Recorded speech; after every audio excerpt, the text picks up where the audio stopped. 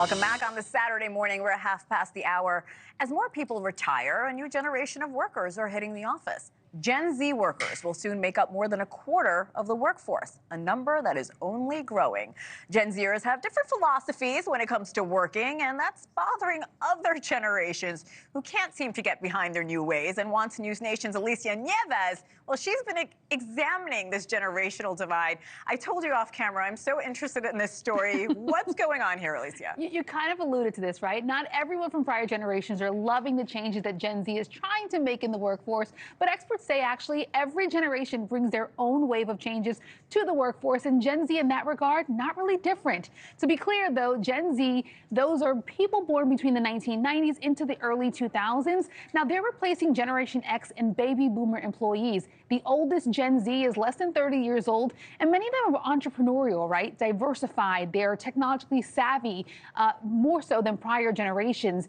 In terms of changes, though, that they're bringing to the workforce, it simply boils down to Gen Z doesn't want to live to work. Instead, they want to work to live, unlike older generations, right? Gen Z wants greater flexibility of working hours that's more aligned with kind of their personal lives. They also are big on actionable commitment to civic and charitable work, competitive pay, and benefit packages. Media coach and communications expert Barbara Barner-Abel actually told us that she believes the younger generation is asking for these different benefits and why. You look at the shows they grew up with, the different curriculum, a world that was both more divisive and more inclusive. Gen Z grew up very conscious around bullying. Gen Z grew up with parents mostly parents working, a lot of stress.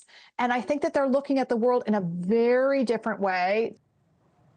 Yeah, Barbara has a lighter light on this, right? She adds that it doesn't necessarily make them more difficult to work with. It reminds other generations of the changes they brought into the workplace as they were starting to enter the field. Alicia, you're a millennial. Yes. I'm a Gen Xer. We work with a lot of Gen Z people. Yes. We love our Gen Z people, but any tips on how to work alongside them?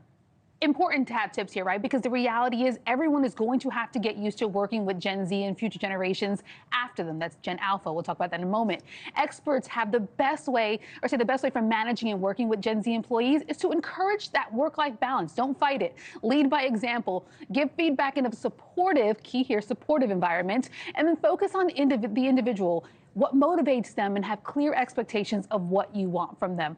Barbara Barner-Abel actually added in our conversation that they aren't just looking for better pay, but another thing that is really key to them is they want companies to do what they say and kind of mean what they say when it comes to those mission statements and value statements. So whether it's liked or disliked, the labor numbers and job opening numbers show that we need this labor force. So companies are just going to have to kind of meet the changes here and what appeals to Gen Z workers if they're really hoping to attract and retain these workers. Like you said, don't fight it. No, no point in it. I love this. Alicia Nieves, thank you so much.